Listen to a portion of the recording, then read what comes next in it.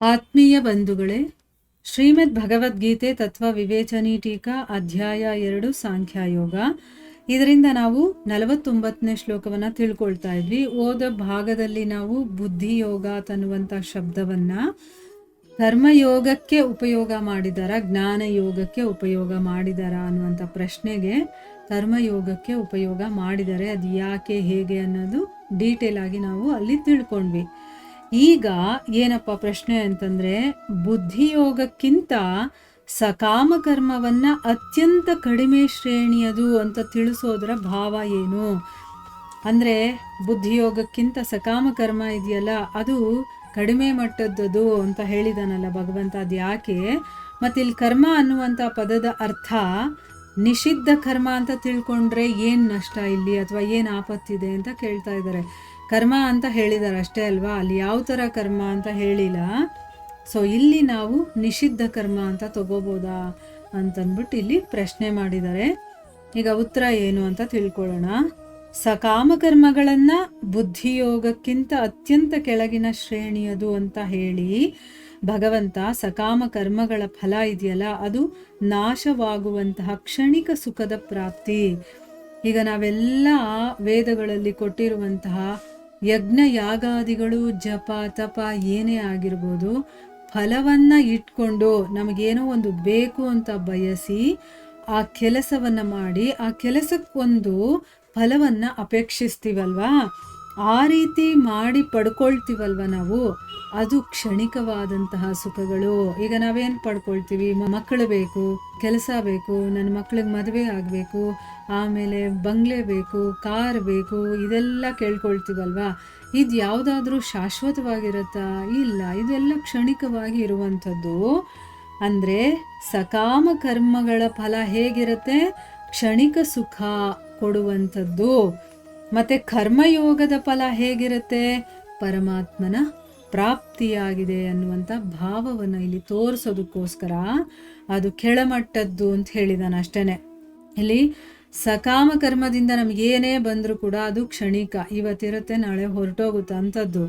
ಆದರೆ ನಾವು ನಿಷ್ಕಾಮ ಕರ್ಮ ಅಂತಂದರೆ ಅರ್ಥ ಏನು? ನಿಷ್ಕಾಮ ಕರ್ಮ ಅಂದರೆ ಕರ್ಮಯೋಗದಿಂದ ಮಾಡ್ತೀವಲ್ವಾ, ಅದ್ರ ಫಲ ಏನು? ಭಗವಂತನನ್ನ ನಾವು ಪಡ್ಕೊಳ್ಳೋದು.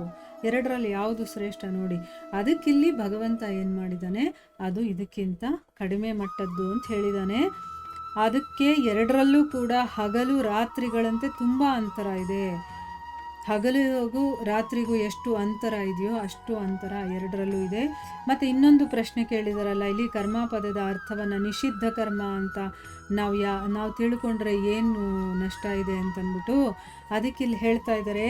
ಅದು ಕರ್ಮ ಪದದ ಅರ್ಥವನ್ನು ನಿಷಿದ್ಧ ಕರ್ಮ ಅಂತ ನಾವು ತಿಳ್ಕೊಳ್ಳೋದಕ್ಕಾಗೋದಿಲ್ಲ. ಯಾಕೆ ಅಂತಂದರೆ ಅದು ಸರ್ವಥಾ ತ್ಯಾಜ್ಯವಾಗಿದೆ, ಅಂದರೆ ಅದನ್ನು ಮಾಡಲೇಬಾರ್ದು ಅಂತ ಹೇಳಿದ್ದಾರೆ. ಅದನ್ನು ಮಾಡೋ ಹಾಗೆ ಇಲ್ಲ ಅಂತಂದಮೇಲೆ ಅವುಗಳ ಫಲ ಇದೆಯಲ್ಲ ಅದು ಕೂಡ ದುಃಖ ಪ್ರಾಪ್ತಿಯಾಗಿದೆ. ನಮಗೆ ದುಃಖನೇ ಸಿಗೋದು ಆ ಥರ ಕೆಲಸ ಮಾಡೋದ್ರಿಂದ. ಇವಾಗ ಧರ್ಮ ಗ್ರಂಥಗಳಲ್ಲಿ ಏನು ಮಾಡಬಾರ್ದು ಅಂತ ಹೇಳಿದಾರೋ ಅದನ್ನು ಮಾಡಿದ್ರೆ ನಮಗೆ ಅದರ ಫಲ ಹೇಗಿರುತ್ತೆ? ದುಃಖ ತಾನೇ ಸಿಗುತ್ತೆ. ಅದಕ್ಕೋಸ್ಕರ ಅವುಗಳ ತುಲನೆಯನ್ನು, ಬುದ್ಧಿಯೋಗದ ಮಹತ್ವವನ್ನು ತಿಳಿಸೋದಕ್ಕೋಸ್ಕರ ಅವರು ಮಾಡೋದಿಲ್ಲ ಅಂತಂದ್ಬಿಟ್ಟು ಹೇಳಿದ್ದಾರೆ. ಬುದ್ಧಿಯೋಗ ಅನ್ನೋದು ಶ್ರೇಷ್ಠವಾಗಿರುವಂಥದ್ದು. ಅದಕ್ಕೆ ಹೋಲಿಕೆ ಕೊಟ್ಟು ಹೇಳಬೇಕಾದ್ರೆ ಸಕಾಮ ಕರ್ಮ ಅನ್ನೋದೇ ಕೆಳಮಟ್ಟದ್ದು, ಇನ್ನು ನಿಷಿದ್ಧ ಕರ್ಮ ಅಂತಂದರೆ ಮಾಡಲೇಬಾರ್ದಾಗಿರುವಂಥದ್ದು. ಅದನ್ನು ಯಾಕೆ ಇದಕ್ಕೆ ನಾವು ಹೋಲಿಕೆ ಕೊಟ್ಟು ಹೇಳೋದಕ್ಕೆ ಅವರು ಯೂಸ್ ಮಾಡ್ತಾರೆ ಅಂತಂದ್ಬಿಟ್ಟು ಇಲ್ಲಿ ಹೇಳ್ತಾ ಇದ್ದಾರೆ. ಈಗ ಮುಂದಿನ ಪ್ರಶ್ನೆ ಏನು ಅಂತಂದರೆ, ಬುದ್ಧೌ ಅನ್ನುವಂಥ ಪದ ಯಾವುದರ ವಾಚಕವಾಗಿದೆ? ಮತ್ತು ಅರ್ಜುನನಿಗೆ ಅದರ ಆಶ್ರಯವನ್ನು ಪಡ್ಕೋ ಅಂತ ಹೇಳ್ತಾ ಇದ್ದಾನಲ್ಲ, ಅದು ಯಾಕೆ ಅಂತಂದ್ಬಿಟ್ಟು ಇಲ್ಲಿ ಕೇಳ್ತಾ ಇದ್ದಾರೆ. ಉತ್ತರ ಏನಪ್ಪ ಅಂತಂದರೆ, ಯಾವ ಸಮಬುದ್ಧಿಯ ಪ್ರಕರಣ ನಡೀತಾ ಇದೆಯೋ ಅದರ ವಾಚಕವಾಗಿ ಇಲ್ಲಿ ಬುದ್ಧೌ ಅನ್ನುವಂತಹ ಪದ ಇದೆ. ಅಂತಂದರೆ ಇಲ್ಲಿ ಸಮಬುದ್ಧಿ ಅಂತ ಹೇಳ್ತಾ ಇದ್ದಾರಲ್ಲ, ಅದಕ್ಕೋಸ್ಕರ ಇಲ್ಲಿ ಬುದ್ಧೌ ಅಂತ ಹೇಳ್ತಾ ಇದ್ದಾರೆ. ಅಂದರೆ ಏನು? ಅದರ ಆಶ್ರಯವನ್ನು ಪಡಿ ಅಂತ ಹೇಳಿ ಭಗವಂತ ನೀನು ಕೂತ್ಕೊಂಡಾಗ, ನಿಂತ್ಕೊಂಡಾಗ, ತಿರುಗಾಡಬೇಕಾದ್ರೆ, ಮಲಗಿದ್ದಾಗ, ಎಚ್ಚರವಾಗಿರುವಾಗ, ಮತ್ತು ಪ್ರತಿಯೊಂದು ಕೆಲಸವನ್ನು ಮಾಡುವಂಥ ಸಮಯದಲ್ಲೂ ಕೂಡ ನೀನು ನಿರಂತರವಾಗಿ ಸಮಭಾವದಲ್ಲಿ ಸ್ಥಿರವಾಗಿರೋದಕ್ಕೆ ಪ್ರಯತ್ನ ಮಾಡ್ತಾ ಇರು. ಇದು ನಿಜವಾಗ್ಲೂ ಶ್ರೇಯಸ್ಸಿನ ಪ್ರಾಪ್ತಿಯ ಸುಗಮವಾದ ಉಪಾಯ ಅಂತಂದ್ಬಿಟ್ಟು ಹೇಳೋದಕ್ಕೋಸ್ಕರ ಇಲ್ಲಿ ಅದನ್ನು ಹೇಳಿದ್ದಾನೆ, ಅಂಥ ಭಾವನೆಯನ್ನು ಇಲ್ಲಿ ತೋರ್ಪಡಿಸಿದ್ದಾನೆ ಅಂತ ಹೇಳ್ತಾ ಇದ್ದಾರೆ. ಅಂದರೆ ಸಮಬುದ್ಧಿಯನ್ನು ನೀನು ಇಟ್ಕೋ ಅಂತ ಹೇಳ್ತಾನಲ್ವಾ, ಏನೇ ಬಂದರೂ. ಅದಕ್ಕೆ ಇಲ್ಲಿ ಬುದ್ಧವು ಅನ್ನುವಂಥ ಒಂದು ಪದವನ್ನು ಯೂಸ್ ಮಾಡಿದ್ದಾನೆ. ಅಂದರೆ ನಾವು ಎಂಥ ಕೆಲಸನೇ ಮಾಡ್ತಾ ಇರಲಿ, ಸುಮ್ಮನೆ ಇರಲಿ, ಮಲಗಿರಲಿ, ಕೂತ್ಕೊಂಡಿರಲಿ, ಯಾವುದೇ ಒಂದು ಕೆಲಸ ಮಾಡ್ತಾ ಇದ್ರೂ, ಸದಾ ನಿರತರಾಗಿದ್ದರೂ ಕೂಡ ನಾವು ಯಾವ ರೀತಿ ಇರಬೇಕು, ಸಮಭಾವದಲ್ಲಿ ಸ್ಥಿರವಾಗಿರಬೇಕು. ಹೀಗೆ ಏನೋ ಒಂದು ಕಾನ್ವರ್ಸೇಷನ್ ನಡೆಯುತ್ತೆ, ಅದರಲ್ಲಿ ಏರ್ಪೇರ್ ಆಗುತ್ತೆ, ನಮಗೆ ಕೋಪನೂ ಬರುತ್ತೆ, ತಕ್ಷಣ ನಾವು ಅದನ್ನು ನೆನಪಿಸ್ಕೋಬೇಕು. ಭಗವಂತ ಏನು ಹೇಳಿದ್ದಾನೆ, ಸಮಭಾವದಲ್ಲಿರು, ಅವರೇ ಗೆಲ್ತಾ ಇದ್ದಾರೆ, ಗೆಲ್ಲಿ ಬಿಡು, ನಾನು ಯಾಕೆ ತಲೆ ಕೆಡಿಸ್ಕೋಬೇಕು ಅಲ್ವಾ. ನನಗೆ ಆ ವಿಷಯ ಸರಿಯಾಗಿ ಗೊತ್ತಿದೆ, ಅಥವಾ ನಾನೇ ಗೆಲುವಿನ ಒಂದು ಮಟ್ಟದಲ್ಲಿರೋದು, ಆದರೂ ಮುಂದೆ ಇರೋನು ಮೋಸ ಮಾಡಿನೋ ಅಥವಾ ಇನ್ನೊಂದು ಮಾಡಿನೋ ಗೆಲ್ತಾ ಇದ್ದಾನೆ ಅಂತಂದರೆ ಬಿಟ್ಬಿಡು, ಸಮಭಾವದಲ್ಲಿ ನೋಡು.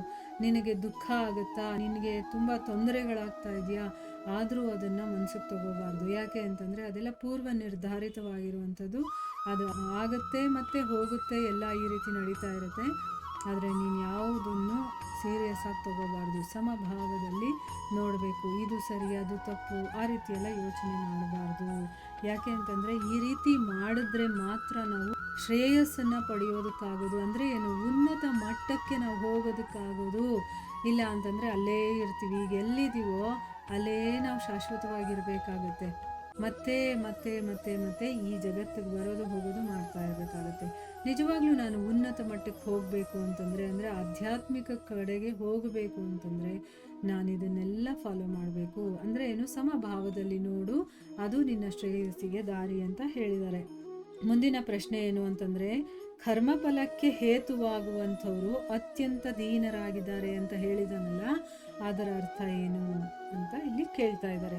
ಉತ್ತರ ಏನು ಅಂತಂದರೆ, ಇದರಿಂದ ಕರ್ಮಗಳಲ್ಲಿ ಮತ್ತು ಅವುಗಳ ಫಲದಲ್ಲಿ ಮಮತೆ, ಆಸಕ್ತಿ, ಕಾಮನೆಗಳನ್ನು ಇಟ್ಕೊಂಡು ಕರ್ಮಫಲ ಪ್ರಾಪ್ತಿಗೆ ಕಾರಣರಾಗ್ತಾರಲ್ಲ, ಅಂಥ ಮನುಷ್ಯರೇ ದೀನರಾಗಿದ್ದಾರೆ, ಅರ್ಥಾತ್ ದಯೆಗೆ ಪಾತ್ರರಾಗಿದ್ದಾರೆ ಅನ್ನುವಂಥ ಭಾವವನ್ನು ಇಲ್ಲಿ ತೋರಿಸಿದ್ದಾನೆ. ಅದಕ್ಕೋಸ್ಕರ ನೀನು ಹಾಗಾಗಬಾರ್ದು, ಬೇರೆಯವ್ರ ಮುಂದೆ ನಾವು ದೀನರಾಗಿ ಇರಬಾರ್ದು ಅನ್ನೋದನ್ನು ಹೇಳೋದಕ್ಕೋಸ್ಕರ.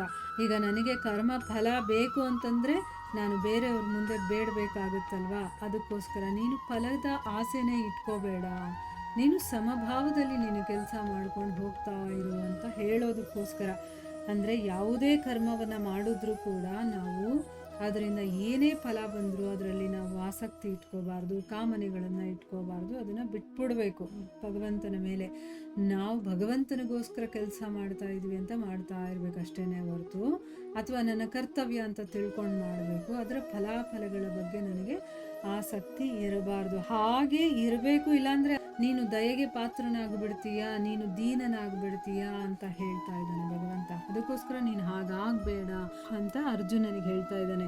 ಅರ್ಜುನನಿಗೆ ಅಂದರೆ ಇಲ್ಲಿ ನಮಗೆ ಹೇಳ್ತಾ ಇದ್ದಾರೆ ಅಂತ ತಿಳ್ಕೋಬೇಕು. ನಾವು ಕೂಡ ನಾವು ಕರ್ಮವನ್ನು ಮಾಡ್ತಾ ಹೋಗಬೇಕು, ಫಲಾಸಕ್ತಿಯನ್ನು ಇಟ್ಕೋಬಾರ್ದು. ಅದು ಸಿಕ್ಕಿದ್ರೂ ಓಕೆ, ಸಿಗಲಿಲ್ಲ ಅಂತಂದ್ರೂ ಓಕೆ, ಸಮಭಾವದಲ್ಲಿ ನೋಡಬೇಕು. ಕೊಡೋನು ಕೊಡ್ತಾನೆ ಅಲ್ವಾ, ನಾವೇನು ಅನುಭವಿಸ್ಬೇಕು ಅಂತ ಇರುತ್ತೋ ಅದನ್ನೆಲ್ಲ ನಾವು ಅನುಭವಿಸ್ತೀವಿ.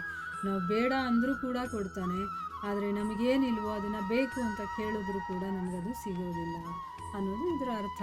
ಇಲ್ಲಿಗೆ ನಾವು ನಿಲ್ಲಿಸೋಣ. ಹರೇ ಕೃಷ್ಣ.